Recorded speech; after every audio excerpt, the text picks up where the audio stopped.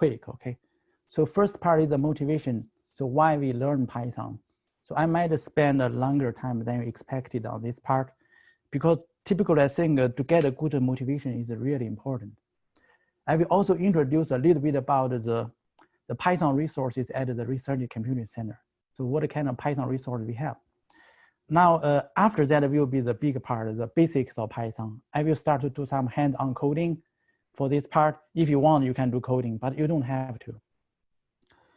I will also talk a little bit about the Python packages, but I will reserve the bigger part, like how to do the virtual environment, how to really using packages to the next week's workshop. I have another workshop, the high performance computing using Python.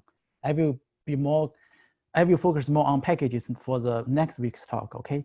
For this week, we will be focused on the basics of Python.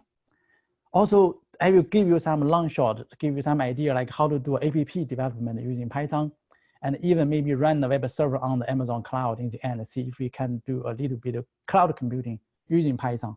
It's definitely a long shot, but at least I want you guys to see what we can do like with Python. Okay, so why Python? So there are already like many popular programming languages. Here is a non-exhaustive list, right? Fortran, C, C++, C#, Go, Swift. Like Go was invented by Google, Swift was by Apple, and Java was there for like a decade. And we have Python and R for the data science, and Microsoft has .NET, and we have Node.js, which is really popular in the current decade. We also have fancier language like Clojure, Haskell, Erlang, Rust, and Scala. Scala was popular too. And many others. Now the question is, if there are so many options, then why Python? Okay, so why Python? So first, Python is relatively easy to learn compared with like C, C++, Java. I would say like typically take you like a whole semester if you want to get a good understanding of C, C++. But usually for Python, like you spend like 1 week or something, you will quickly start to be able to write some script, do some calculation already. And the important part for you I want to emphasize is Python is loved by both academia and industry. It's like both professors and those industry people, those HR people trying to hire software engineer, they both like Python. So in that sense, it's kind of like a safe investment of your time. If you're like a college student, say I want to pick up a language, then which one should I do? You might not know, like in future, you might be in academia or you are going to industry, right? So Python is loved by both these two bunch of people. So in that sense, it's a safe investment. It's also a general purpose GNU type language, okay? For many software packages, you might have backend written in C++, but the front end part, when people trying to do some data manipulation, some image rendering, they start to use Python. It's like a glue between different parts, different components of the software system. It is almost the language for data science, machine learning, and AI. I mean, for me, the only other language in data science which can compete with Python is probably R. But in that sense, R is more domain-specific language. I mean, many statistics professors like R, but you don't want to write like a web server using R, right? But you can do that using Python, and for many other things. So Python is like a general purpose language. It also has many packages installed with it. It's like when you install Python, it already has many libraries come together with it. In that sense, we call it the battery included. It's also like possible for you to scale or run parallel computing using Python scripting language. So you can do cloud computing or big data using Python language too. But of course, this is a highly opinionated comment about Python. Okay, so why Python? So I want to show you some real like evidence, say why people like it. Say suppose you want to work for PayPal or some e-commerce thing. You look at their website, their REST SDK. Here are the languages they support: Java, .NET. You can see PHP, Python, Ruby. And how about Amazon? So if you want to do some Amazon Web Services, do some microservice type thing, you can see again, Python is sitting here. Docker is not a real language, but they still list it there. Then how about Google? This is what I found from the Google Cloud platform, their official web page. You can see Python is again here. Golang is also sitting here. PHP is here too. So you see, probably if you want to work for those hot companies, you want to figure out like, you want at least to learn at least one of those languages, right? So Python is showing up in all of those places, okay?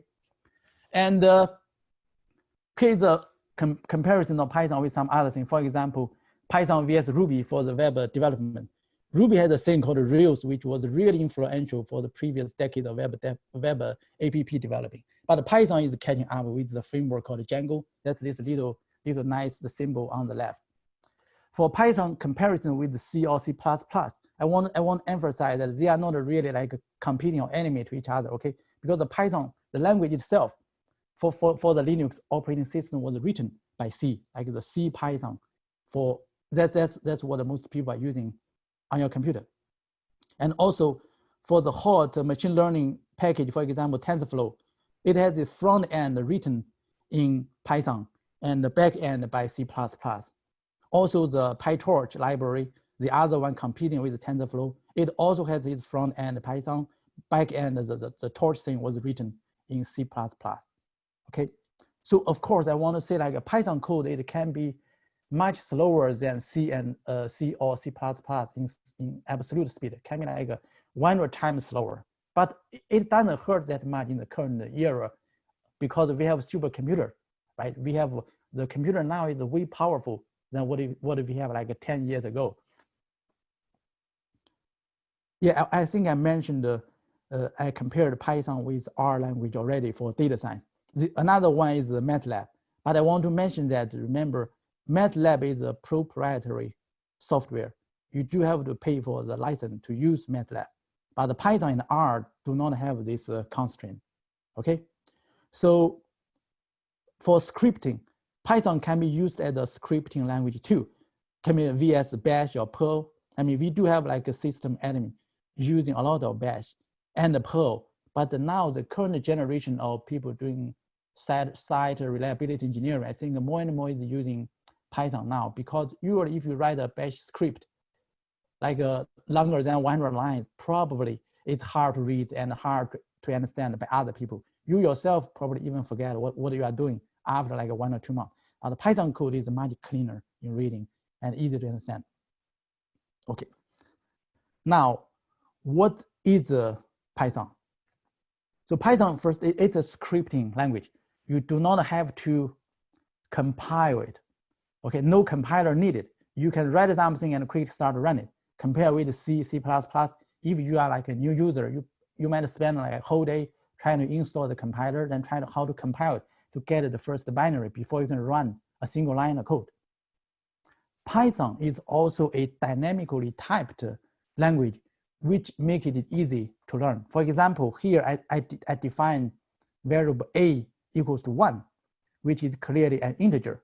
Next, I redefine a as a string, hello. After that, I again redefine a as a list, contains 3 elements, 1, 2, 3. You cannot do that in C or C++. You have to declare, for example, once you declare a as an integer, later on, even if you want to assign a floating point value, you get an error because it is an integer and it has to be an integer. So Python is dynamically typed. It is also a fully object-oriented language support class and multiple inheritance. It's a modern language supporting many fancy things, functional programming, generators, decorators, the design patterns, etc. We are not really going to get there today. I also want to emphasize that the Python is a beautiful language. This is what I found from YouTube, okay? Many people came from other languages. They constantly think the code written in Python kind of like a pseudo code. Then the Python guys comment is, no, that's not a pseudo code. It's real, okay, it's running. For example, let's compare like how we do hello world in C, C++ or Python. For Python, we do a print hello world. But for Python 3, we do have to put a parentheses, like print the parentheses hello world, but it's just a 1-line code. But if you want to do a hello world in C, you first have to import the header file, stdio, right? You have to create the main function with the curly braces, then do a printf. If you want to do C++, you have to do similar thing. Again, you have to include the IO stream and import the namespace and do a cout. Also, this C++ is not a 3-line code because I want to fit everything into one page, right? So I just put it here, but C++ is similar in doing the hello world, okay? So install Python. I want to see that the Linux operating system already comes with Python already. You don't have to install. But if you want a newer version, you can install it yourself. And if you have a Mac computer, it comes with the Python too. For Windows users, you can find it from this, you can find the Python from this page and just double click those things you downloaded. My personal recommendation is Anaconda, in particular for those people interested in machine learning or data science. The point is when you download the Anaconda, besides those already included packages with Python, it comes with another like 200 or 300 popular packages already. For example, NumPy, SciPy, and the TensorFlow. You can install many things. There are many things come already with Anaconda. So if you are a new user, have a problem figuring out how to install extra packages, I think Anaconda is a good choice. And also I think for the machine learning package called PyTorch, the official recommended way of install PyTorch is actually Anaconda, because PyTorch has backend C++. It does have to install other C++ thing. And I think I see people like trying to do a pip install and run into trouble. In that sense, like if you install PyTorch from Anaconda, sometimes it just can save you some trouble later on. So Python 2 or Python 3, I think probably you have know that the Python community is really trying to shift from Python 3 starting from 2020. They are not officially supporting Python 2 anymore. So definitely if you are new to Python, you should absolutely using Python 3 instead of Python 2.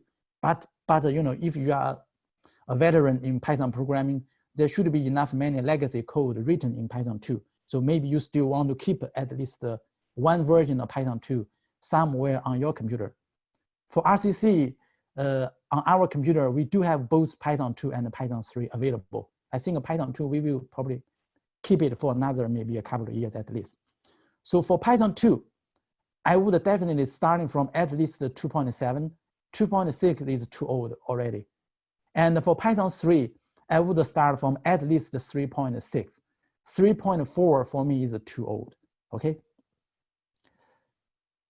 Yeah, so we have the default Python version RCC have is 2.7.5. We also have a Python 3 module. If you load the Python 3 module, it will be 3.7.0. So we also have Anaconda installed for the RCC user.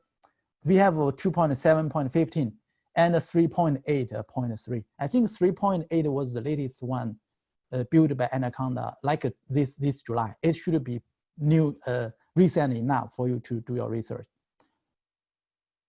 So if you want to use the appropriate Python version, you do want to load the module first. For example, if I want to do Anaconda 2.7, I will have to load module load Anaconda 2.7.15. If I want to do 3.8, then I load the specific module. Okay, so here is an example, because I'm doing the workshop at home, so I do not want to do too much job on the HPC cluster in case there are network problem, okay? So this is a screenshot. I loaded the Anaconda 3.8 module, then I can run it. Here, I want you to pay attention about the difference between the math I'm doing. I'm dividing 13 by 3, okay? Pay attention to what you got for Python 2 and Python 3. For Python 3, 13 divided by 3, I get a float, right? I get a 4.333. But for Python 2, Anaconda 2.7, when I do a 13 divided by 3, I get an integer. You can see this is quite a drastic change when we are moving from Python 2 to Python 3. If you are a software engineer, you might stuck forever on this because you never thought you are going to make a mistake here, right? You just update your Python version from 2 to 3, then your number are not getting correct anymore. Okay, so I will talk a little bit about the basics of Python now before we do other things. So for basics of Python, every language you have to do some basic thing, right? So numbers, integers, floats, variables, and the math operators, plus, minus, and modulars, and the data structures, list, tuples, dictionary, and also control structure, if, else, for loop, and function. And I will do a little bit of classes if time allows. Okay, so I'm going to do a little bit of coding now. I hope I can finish between like 35 or 40 minutes. Typically, I don't want to do coding around like 3:30 or something in the afternoon because I feel sleepy myself. Okay, so I will not try to use IPython notebook at the beginning because if I do it that way, I will feel like quickly lost attention myself. I will try to do raw coding, and later on when I show example of class, it's there. I can easily make a mistake. I might using IPython notebook because if you want to rewrite your code, if you found something wrong, use IPython notebook. It's quite easy for you to change your own code. Okay. Okay. So we will leave the PDF thing for a while. I will do a little bit of coding.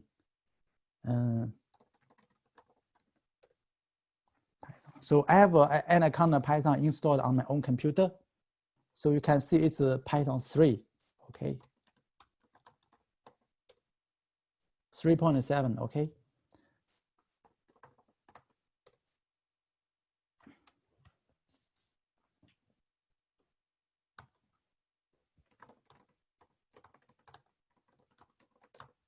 Nothing will show up here because a line start with this sharp, it's a sharp, it's a comment, okay? The first line of code I typed is actually a comment. Print. Every language start with a hello world, right? As I said, to print hello world, we just call the function print. We don't have to import any header file. It's just the function print. And a equals to 1 plus 2, you get a 3 as expected. And a equals to 3.14, you get a float. Now if I have a equals to hello, you get a string. I want to emphasize that Python it's dynamically typed. Remember, I'm changing the type of a from an integer to a float, then to a string. I can also make a equal to like a list of numbers. It's dynamically typed, so bear in mind this thing.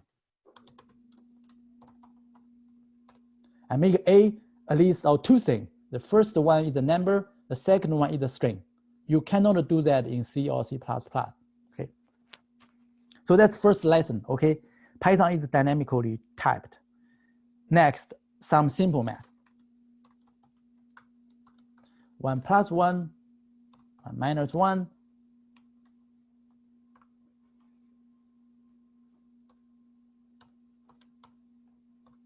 We get what we expected. This is a modulus.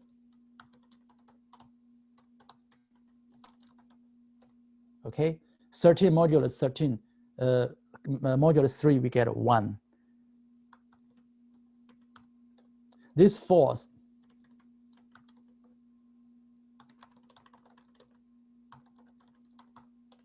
Okay.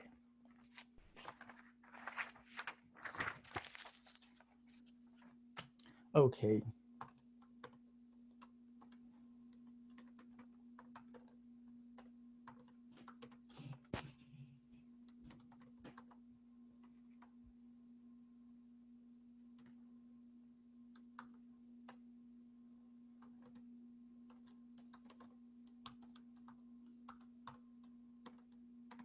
I define S as a string. I am a string, then T, another string, me too. Now think about it, what are you going to get? If I put the S plus T, what am I going to get?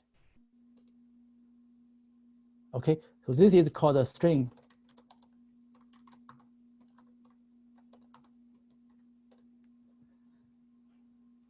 How to get the length of the string?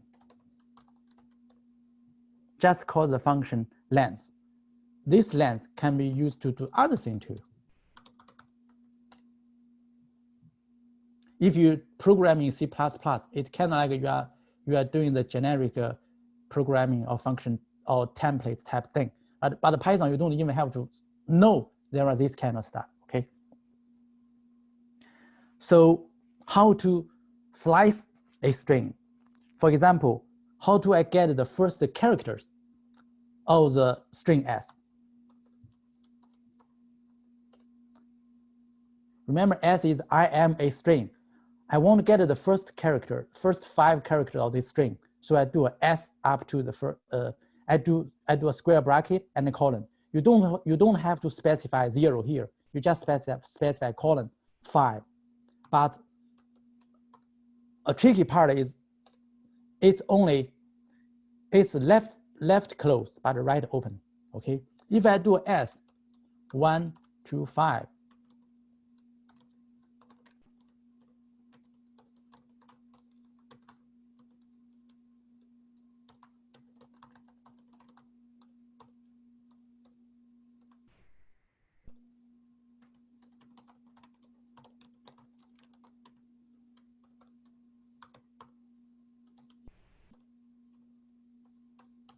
Okay.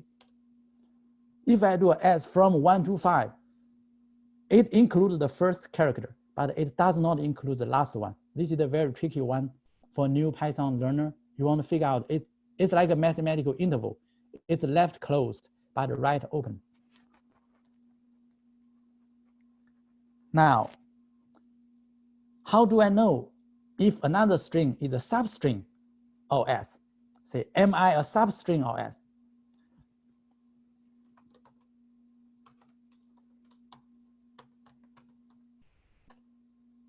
False. S is I am a string, right? So the character X is not in this string. So you can see this single word in works as a predicate. Okay, so it's quite a cool and beautiful syntax for Python. So when I started to learn Python, it's like around here I start to feel like I really like the language.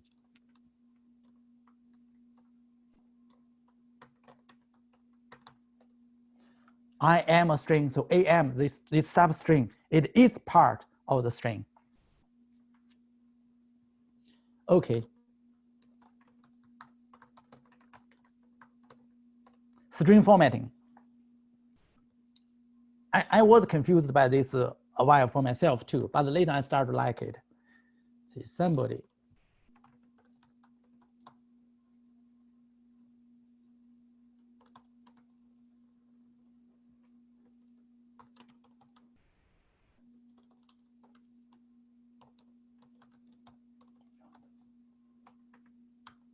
Say,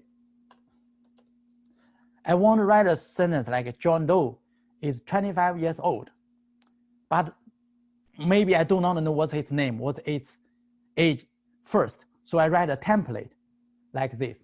Later on, I want to insert John Doe to that template and 25 the age to that string. So this percentage sign with the S means I want to insert a string here. This percent sign with the D means I want to put an integer. I want to put a number here. So this is the canonical way for doing the string formatting. Then another way is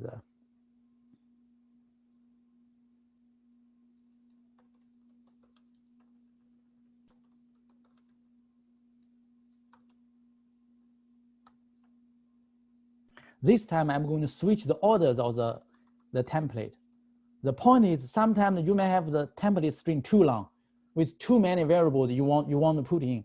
It's very hard for you to memorize the order of your argument. Say, I have John Doe here, but I incorrectly put a 25 in the front, but John Doe in the end.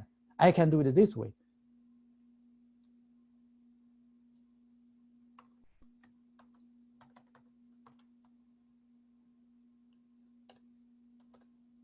Say, the first argument is 25. The second argument is John Doe. But however, I want John Doe to show up in the first, but I want the number to show up. I want to switch the order of the two things. So you can put a 1 there, 0 there. It's still as you get it what I want.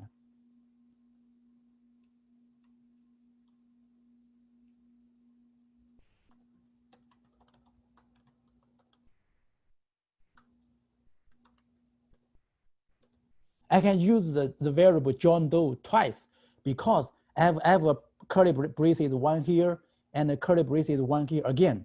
So you can see the advantage of using numbers, indexed argument here. Okay.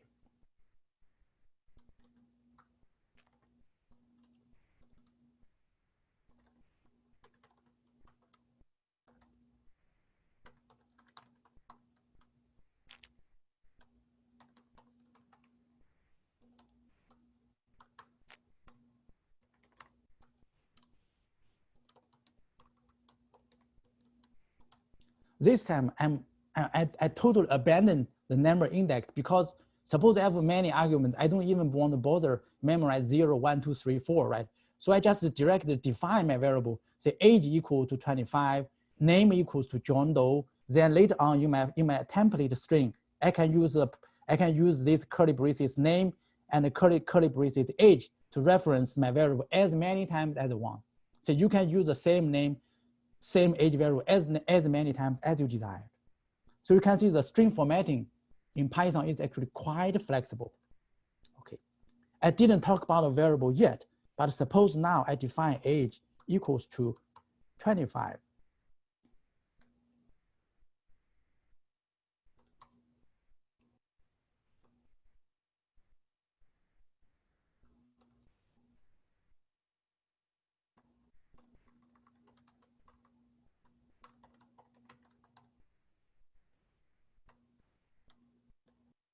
You can see here, I do a John Doe is some unknown 8 years old, but I put a magic character F here.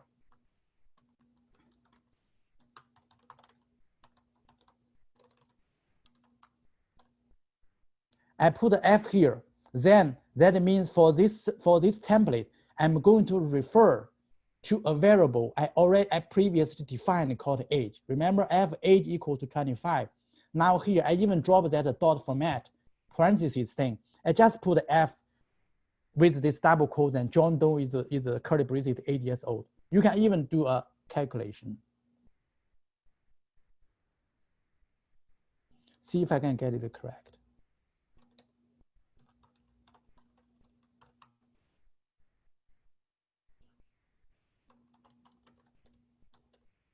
Can you see the power of this string formatting in Python?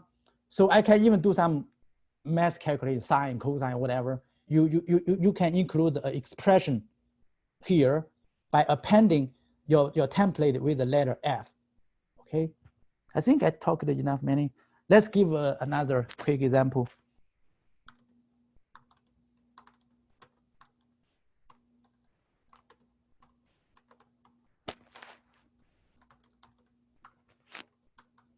Suppose you are working for a Papa John, okay? You are trying to figure out the price for some new order. Somebody ordered 3 pizzas. The unit price is $12.85, like 5 large, 5 topping. And you get like a tip percentage. You get a 15% tip. Now the question is, what is the total? I assume you can do this kind of math. Price times number times 1 plus PCT. Okay, this is quite embarrassing if you print this out to the bill, right? Because you do not want your customer to see, oh, that guy want to charge me that 0.99999 thing, right? You want to round this thing into at most 1 cent, right? We don't have to be that accurate and look like a rookie software engineer. So how to format that thing?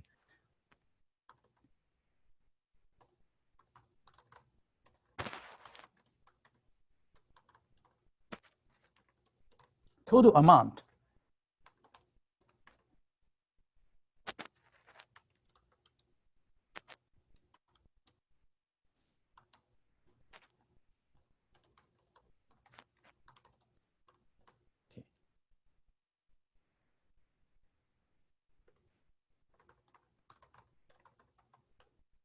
Okay, so I use string formatting again. So I put the dollar sign, just means dollar. Here the curly braces has a format. The colon dot to f. The dot to f did the magic. Say I want the floating point. I want it to be I want it to be accurate up to 2 decimal point. That's why I can run the previous crazy number into a 44.33, right? Okay.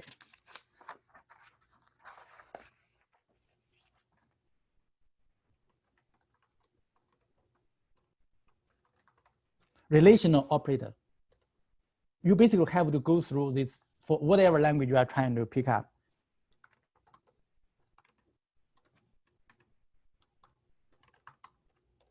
So assert 1. This print a true.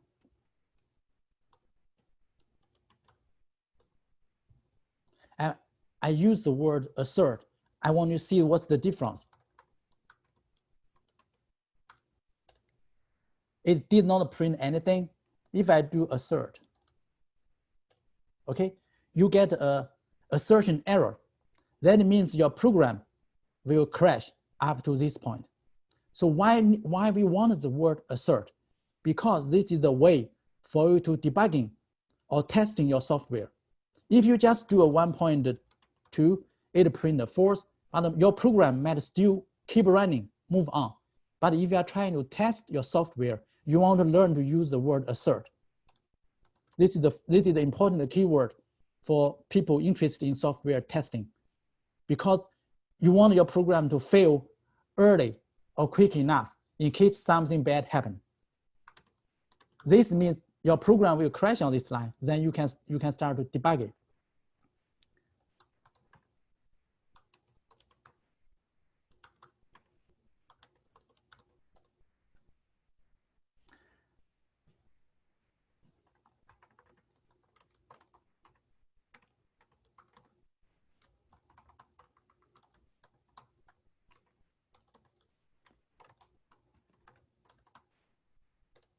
Okay. Woohoo! I get my test passed. Now, data structure.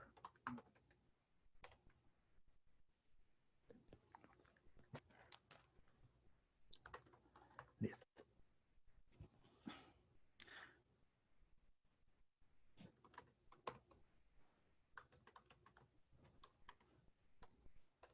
This is a list of 4 entries. I mean 4 integers. 1, 2, 3, 4. For people programming C and C++, I want to point out that this is different from an array. In array, your 1, 2, 3, 4 probably are sitting in some contiguous region of the memory. But for Python, a list, this is really a list. Okay, the number 1, 2, 3, 4, they might be sitting in different regions of your memory. Sorry, the memory of your computer. How to append a new element to this list. Suppose I want to add a 5 to the previous list. So append is an in-place operation.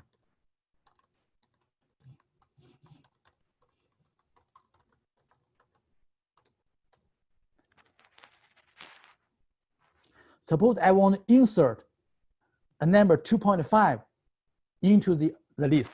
What I'm going to do?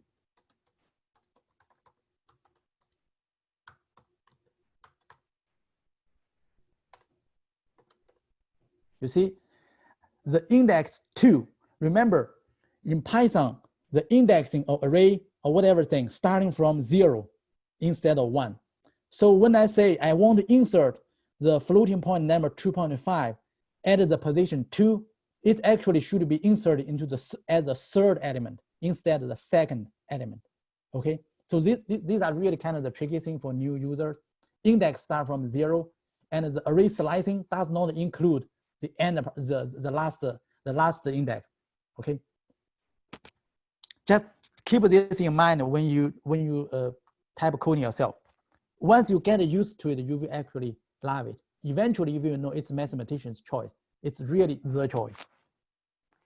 So how to figure out where is my number 3 sitting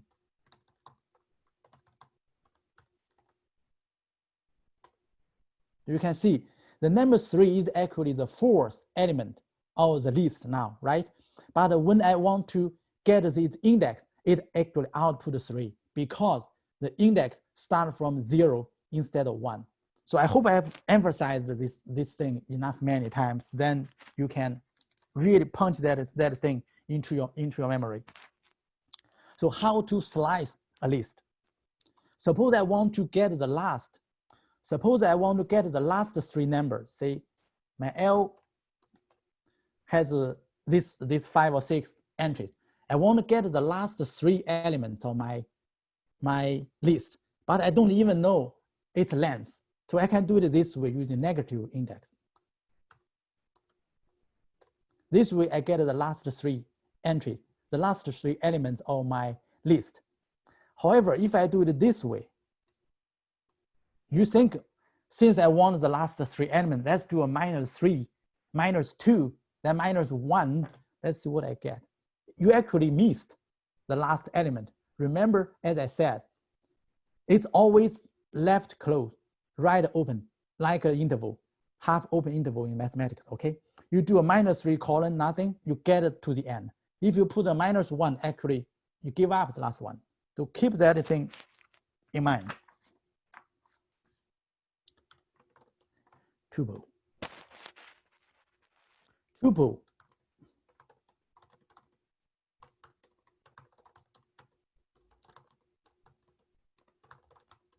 Okay.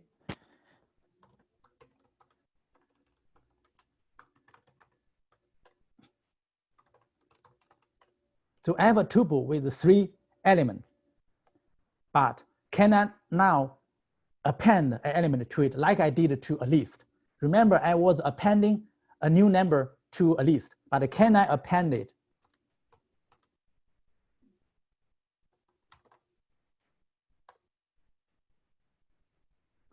Tuple object has no attribute called append because tuple is immutable. Once you declare it, you cannot change it anymore. Okay, you cannot try to insert, delete, or append element to tuple anymore. This is like an entry-level software engineer interview questions. So memorize this fact. Dictionary or hash map, associative array. I mean, different language call it in a different way, but essentially they are doing kind of similar thing. You can just think as like a collection of key and value pairs.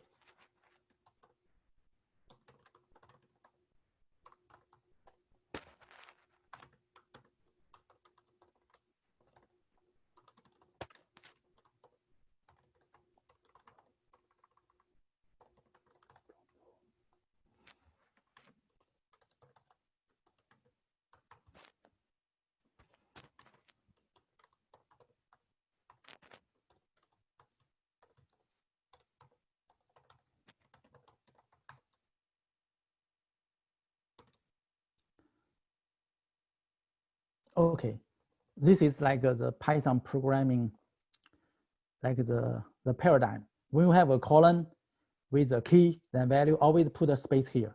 You don't have to put a space here, but the Python guy prefer you put a space after the column.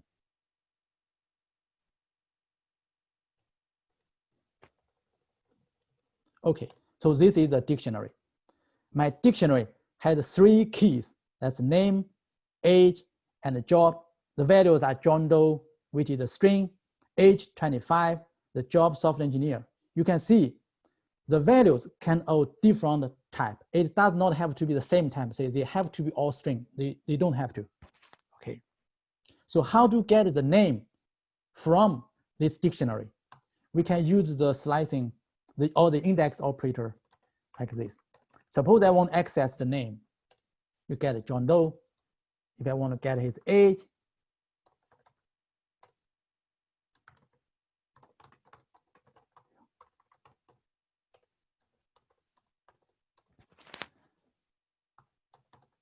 suppose I want to figure out what his salary, you will get a key error because this dictionary does not have the key called salary.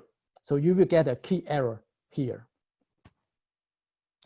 So then how about we add a salary to this imagined software engineer? Let's do a D.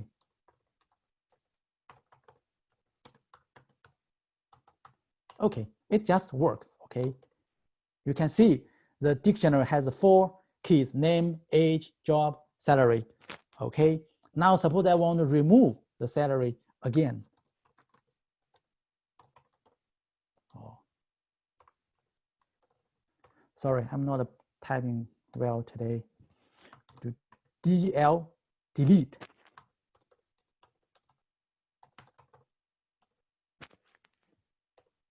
Now, you can see the salary part is gone again. So how do I say, see, what are all the keys for this dictionary? It has a method called keys. Okay, it will give you all the keys, has name, age, job. Suppose I want to see how all the values. You get the value part, the name, the age, and the title. So how do I see both the key and the values?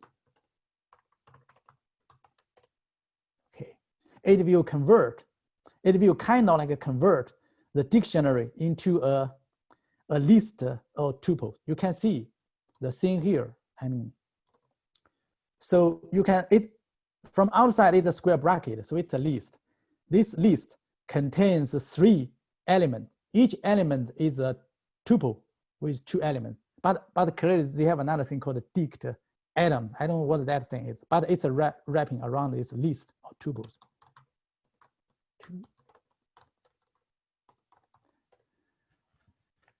Okay. Now, how to iterate?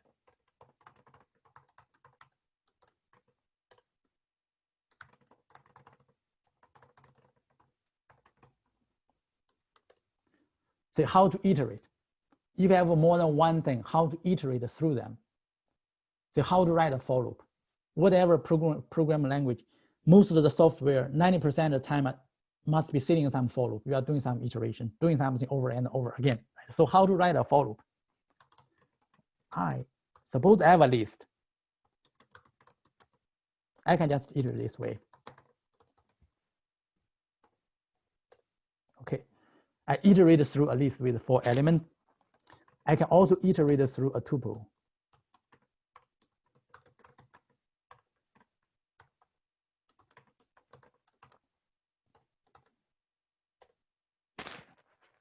So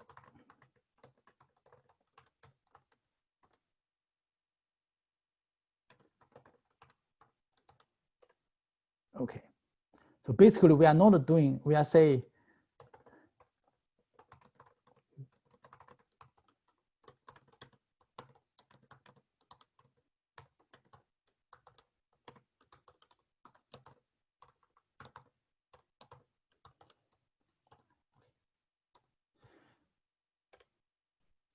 so you won't see this kind of for loop in Python at all, okay? So this kind of way,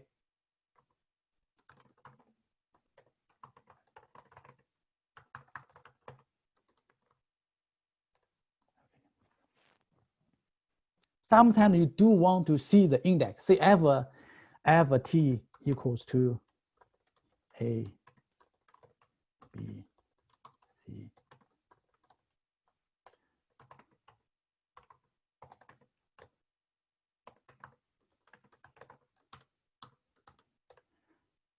What? Okay, so I have a list T with the 4 characters A, B, C, D. I can just easily iterate through it. Now, for people doing like a Fortran, C++, they are very used to working on the index I equal to 0, I less than 4, I plus plus. So where is my I? Suppose I do want to see the index, then what am I going to do? Because this is so smart. It direct print A, B, C, D. Suppose I want my 0, 1, 2, 3 as my index of my list. How to do that? Okay, this is the Pythonic way.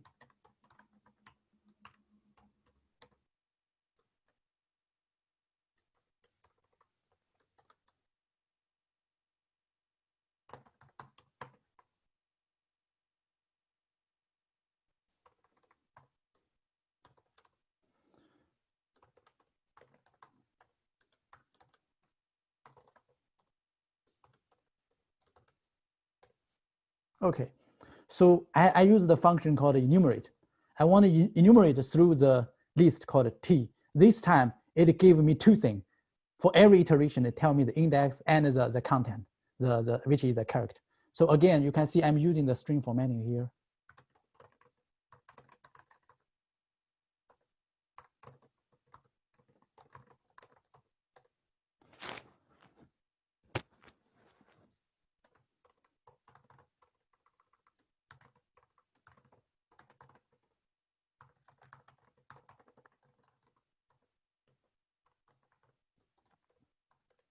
So FD as a dictionary has name, age, job.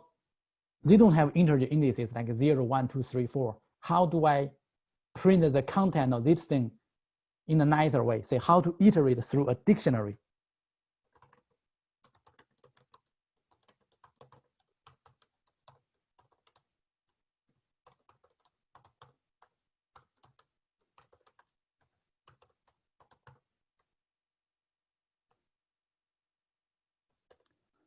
Okay, for each key in the dictionary, I want to print the map from key to its value, right? So I use the string formatting again with the expressions here, for example.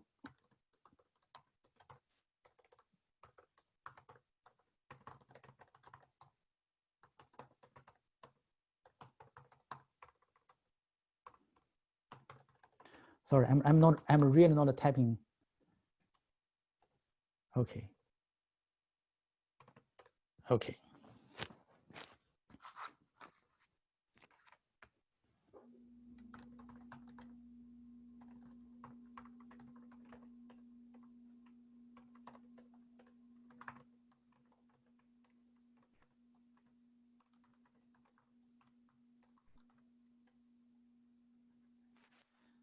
Okay. Now, if else.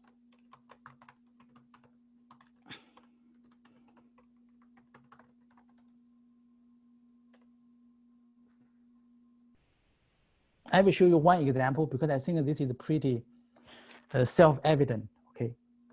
I define a variable age 13.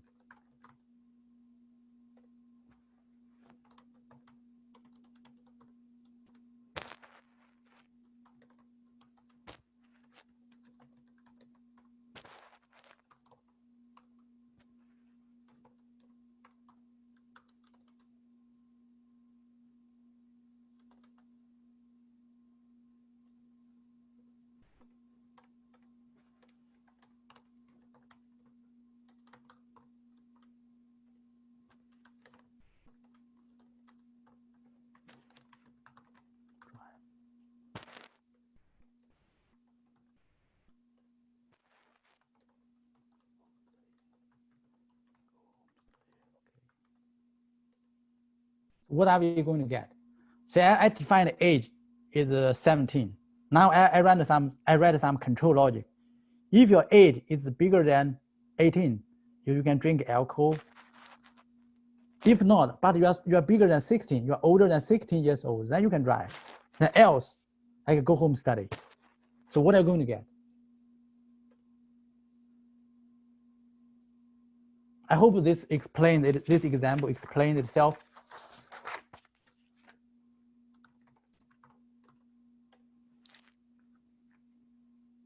Functions help you to increase the reusability of your own code.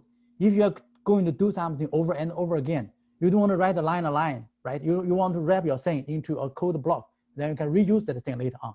That's why we want to write functions or even write a class for object-oriented programming.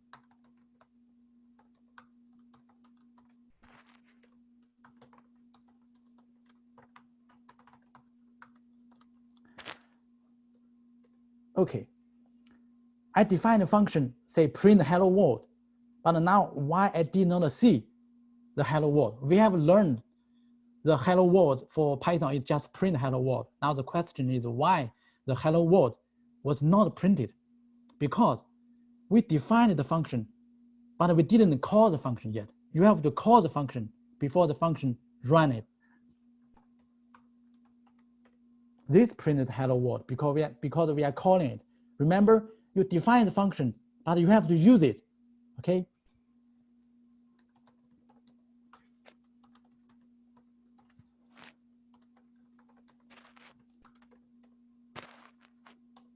Okay, again, nothing show because we have not called this function yet, right? So this is the part you start to love a dynamic language. Say we don't have to specify the type of the argument A, B. The function 1 has no input argument. It just print hello world. But the function 2, it take 2 input parameters, say A and B. What I want to return is the sum of A and B. But the cool thing is I did not specify the type of A and B as, say, integers or whatever. Now I'm going to put the 2 integers, 3 and 4 here. Yeah, it's smart enough to give me integer 7. Then how about this?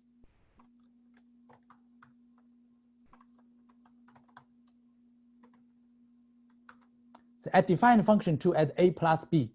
Now I give it 2 arguments, hello and world. It's going to concatenate these two strings together, do what we expected them to do. Then how about this?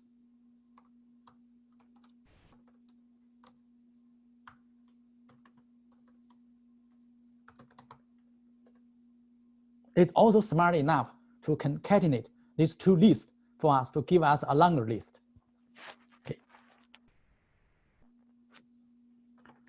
Function 3.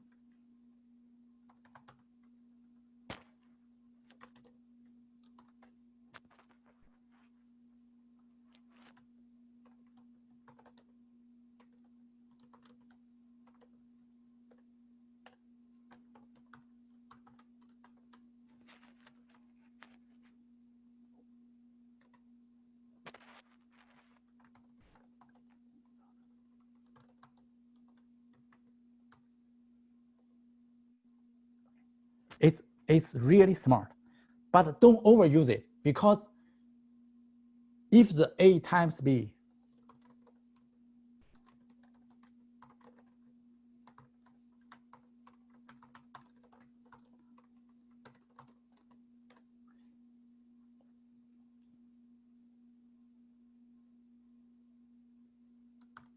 so variable A and B, you put into function 3, but Python need able to understand what does this multiply mean.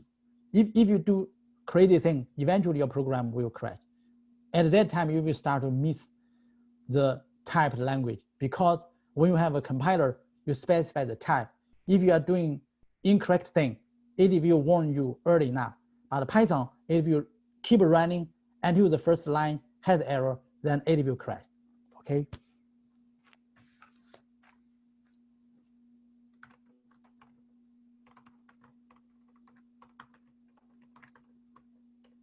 So variadic function, say function which take variable numbers of input. This is the part you want to actually pay attention to, because I see there are students who doesn't really know much about Python. They start to use a library like a matplotlib and try to insert all kind of weird arguments into the function. They don't even know what they are doing. Because why Python can allow you to do this kind of operation? Because it supports a variadic function.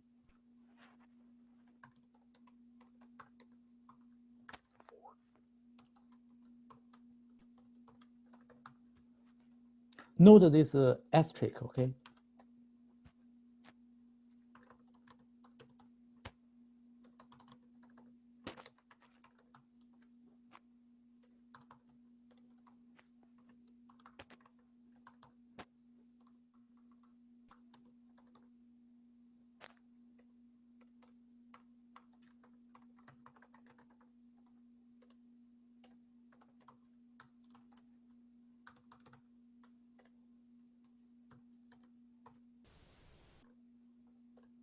Say you can input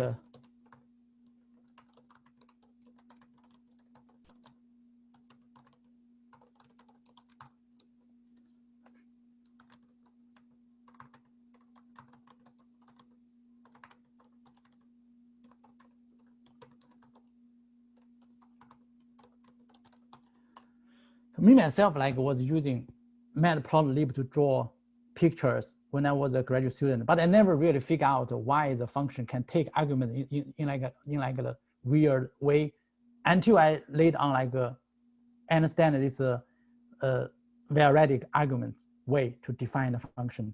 If you do it in the C, C++, it's less flexible compared with Python. Okay. Where we are now? We are at 4 p.m. Okay. I want to talk a little bit about the class. Okay.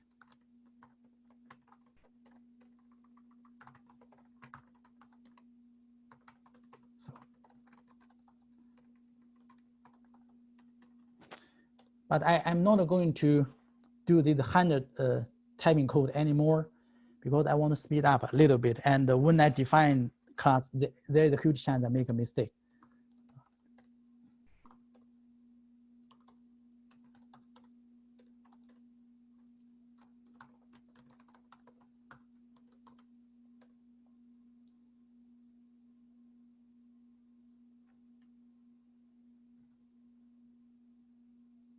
Okay, this is what I have been doing previously, but I didn't do it in the notebook because when I was learning, watching people doing coding, I actually like the way they do the coding one by one, not using this kind of way.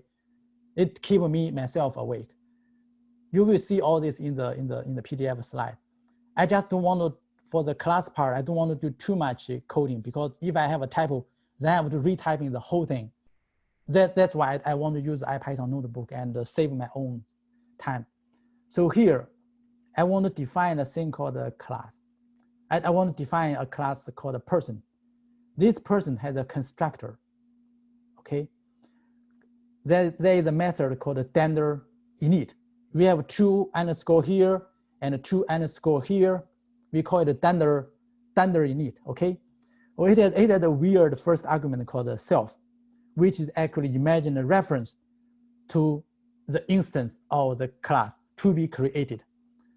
It has 2 parameters, name and arg. I want to define 2 instance variables, name and age.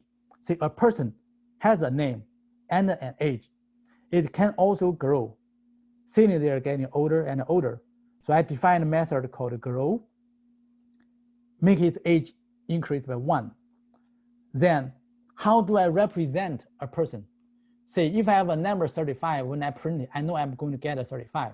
But if I define a person, a class, then how do I represent the person? So to represent the person, it's up to you to define 2 magic functions, tender string, tender str, and tender repr. Str give you a more user-friendly way of represent a class or instance. repr representation is a more machine-friendly way to represent an object. Anyway, I define a person. A person has 2 attributes. He has a name and age. I also allow the person to grow, getting older. I also define 2 functions or 2 methods to represent the person. One just print his name and age. The other one basically tell you how to call the class constructor to define the person. Anyway, now I'm going to define the person called John, who is 25 years old, and I want him to grow 1 year old. Then I want to print. I want to see how this person looks like. So you can see the difference. When I call the function when I call the function print p, it's actually calling the function called the tender string. It gives me this name colon John age 26. That's exactly what I did here. For the tender string method, it's going to return this thing, right? With angular bracket colon separated key value thing. But when I just print the p here, when I just type p here without the function print, it's actually calling the function called the repr, the double repr function, the representation function. This is the person John 26. This is exactly what I did here. Remember here, p equals to person John 25. That's how I construct, how I instantiate a person. Okay. If you are starting to feel confused or feel like getting lost, don't worry too much. Usually like after 40 minutes or 1 hour workshop, at least like 50 or 70% of people are lost already. So don't feel bad, okay? Because the class and object-oriented program itself can be like a 1 semester class for computer science guy if you really want to know what's going on. So if you lost some track, don't worry too much, okay? So, okay, I defined the person class. Now I want to use what I have learned. Say I want to create or make a list of friends. We have to make friends before we can use them, right? So I have a names list, Rachel, Monica, and Phoebe. I have ages, another list, integer, 19, 20, 21. I have an empty friend list. Now I'm going to use the iteration. Remember, we learned how to iterate through things. For I in this range length, for each iteration, I'm going to create a new person with this name and this age, right? So there are 3 persons, Rachel, Monica, Phoebe. They are 90, 19, 20, 21 years old, okay? I create a list of friends. Now I want to iterate through my friends, make them all getting older, okay? So you see what I get. I have a person, before, after they getting older, all of them are 1 year older now, okay?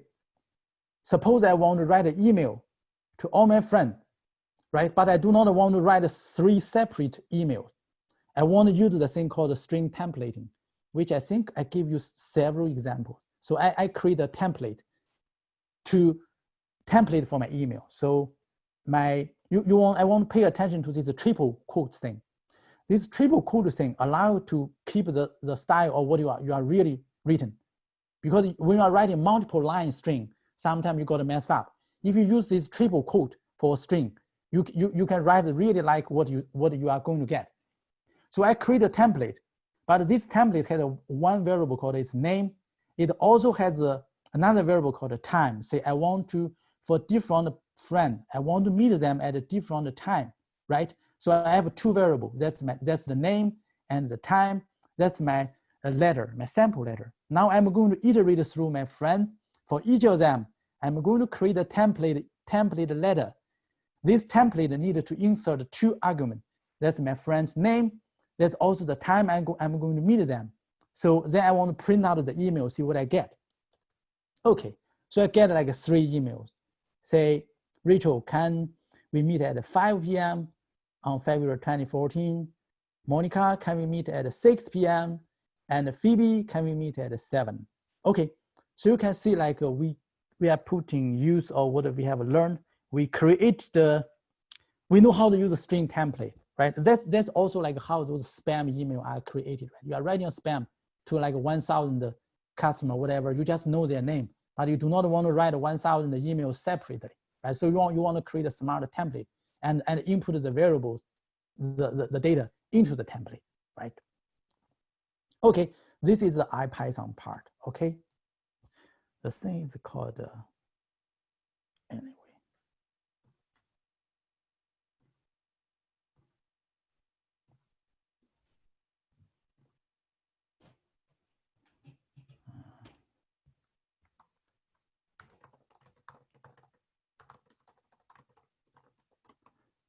Oh.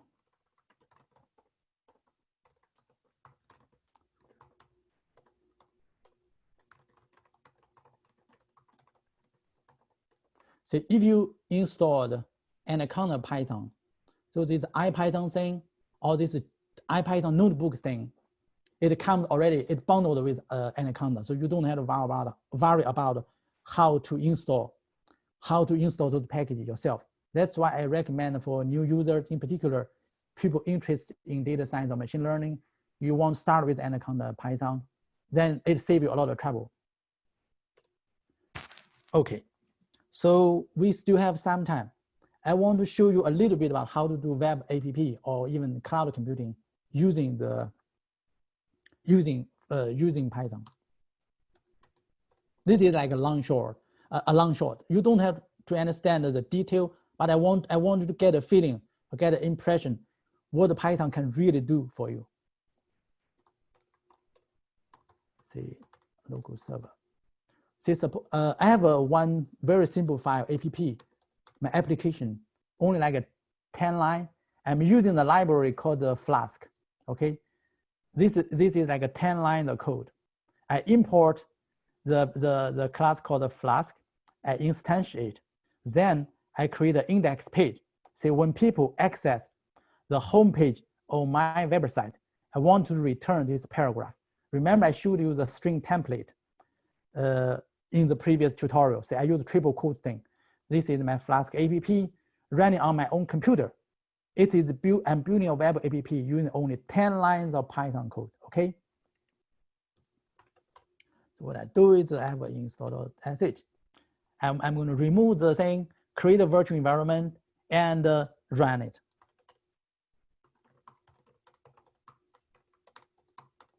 Okay.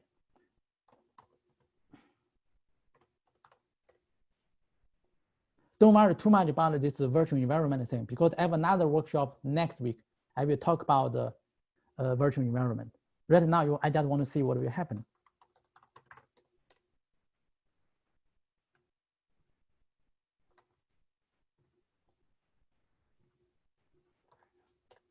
Okay, so see, this is 1.7, it means my local host, right? On port 5000, I create a web server using like only 10 lines of Python code. So yeah, kind of cool.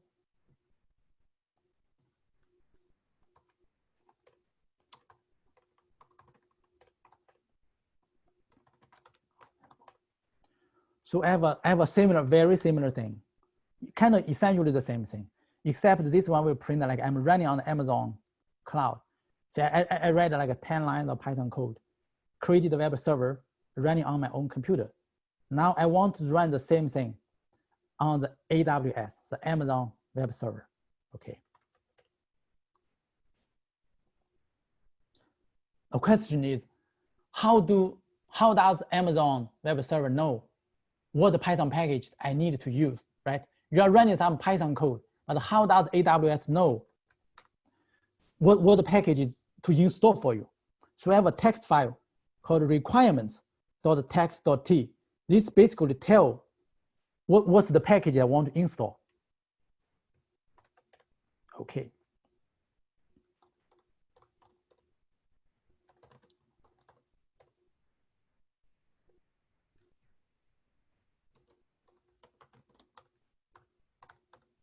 Okay, this is what I'm going to do. I'm going to create all those previous junk. There is some hidden directory. The step one, I'm going to use a command called eb. I want to create an Amazon web server using the Python version 3.6. I want the web server to be running on the US East. I want to call my application Flask app. And for one app, you can run different version of it. I want to call this app dev, okay?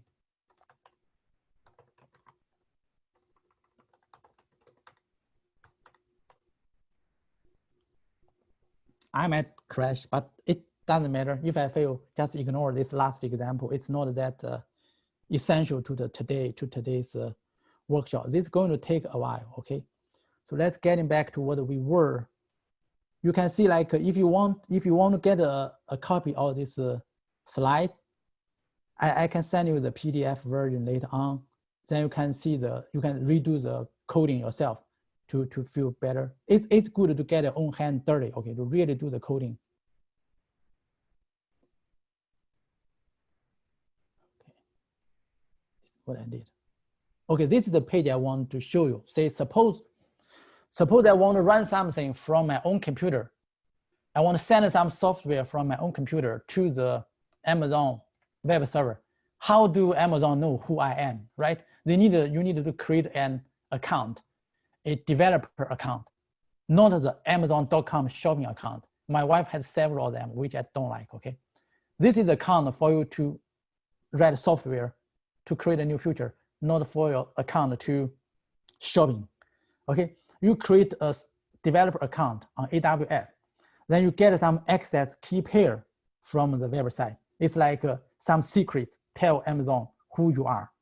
Then you save the secret somewhere on your own computer. Say I have on my home directory, there's a hidden directory called AWS. I have a directory called confidential, which saves my, which stores my access key, ID, and access key. I only show you the first 3 characters because I cannot show you the real thing because this is the real credential, okay? Anyway, you create an account, then you get some access key.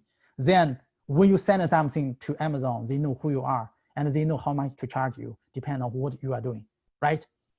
So you send something, you send some Python application to Amazon, but that application might require to install other library.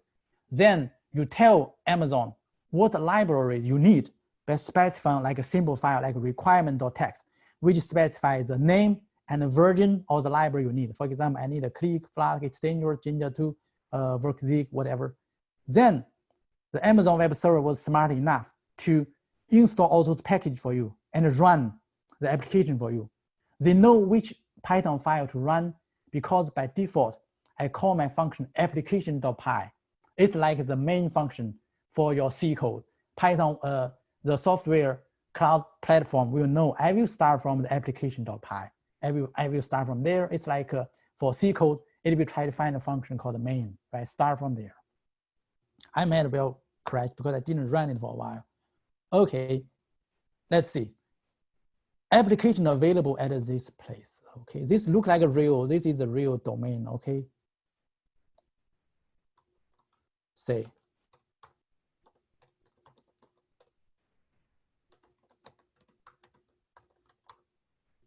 This is a real domain, okay? This is not my own computer. You can see it's on the com, Elastic Beanstalk US East. It's not on my own computer anymore, okay?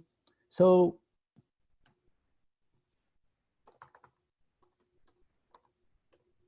you can see, so I send the same application to Amazon Cloud using like a 10 lines of code. But clearly you have to do some configurations to get your thing run. But I want at least to show you what Python can do for you.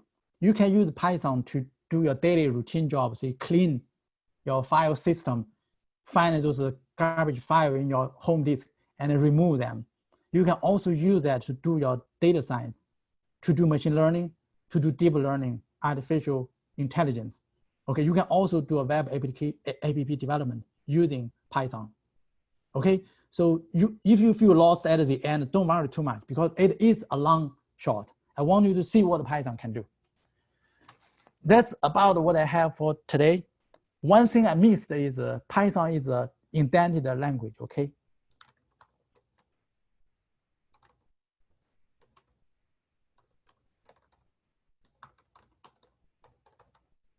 So if I do a equals to 3, okay. If I do a few spaces here, b equals to 4, okay, this is still okay. Let's define a function.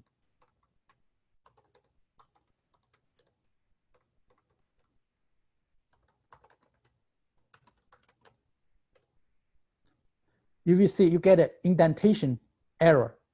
It expected an indented block. So when you have a code block, you need to indent your coding block to the right a little bit. And the code block, each line of the code block should be indented by the same amount.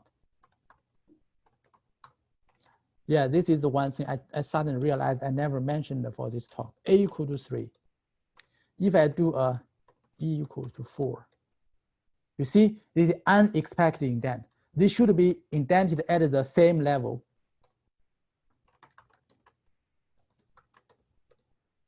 Okay, this will get it to work. Okay, I apologize.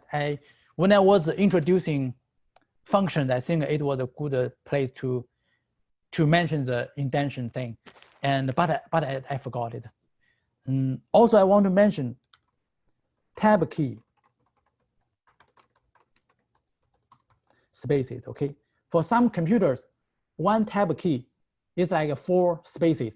For some computers, for different computers, one tab key can be like 8 space characters. In that sense, Python hate it. He does not want you to mix tab or spaces. Say you can use one tab it's as wide as 4 spaces, 4 characters. You can also type 4 spaces, but if you mix those things, Python will complain because this code might run on one computer, but when you shift to a different computer, that tab key might mean a different length. In that sense, the previously aligned, nicely aligned code block will lose that alignment. So in that sense, you want to either always use tab or always use spaces. Actually, I prefer to use spaces all the time because the tab thing, it represents different thing on different computers. So always write like a, do it like a tab 4 space key.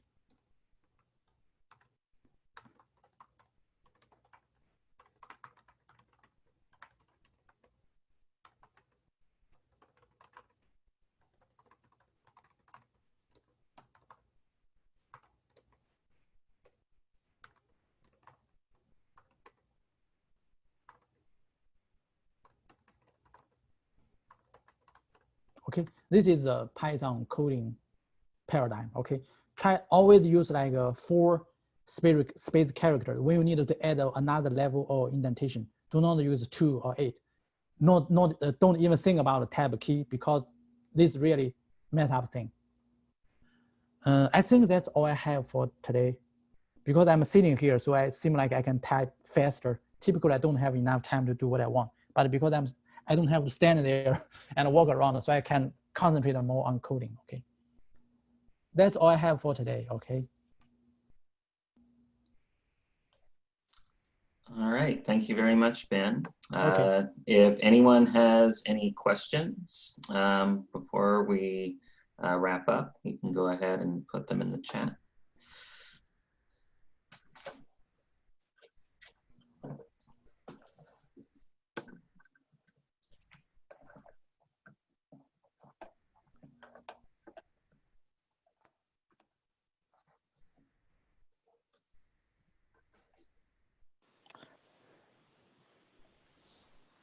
Just to make sure, PowerPoint's going to be up on the website, right? Yeah, I will send the PowerPoint to Nick later on.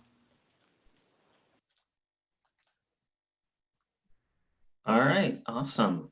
Looks like there's no further questions. All right, thank you very much, Ben. Okay, thank you guys. Thank you everyone for attending today. I hope you have a good rest of the day. Thank you very much. Okay, bye.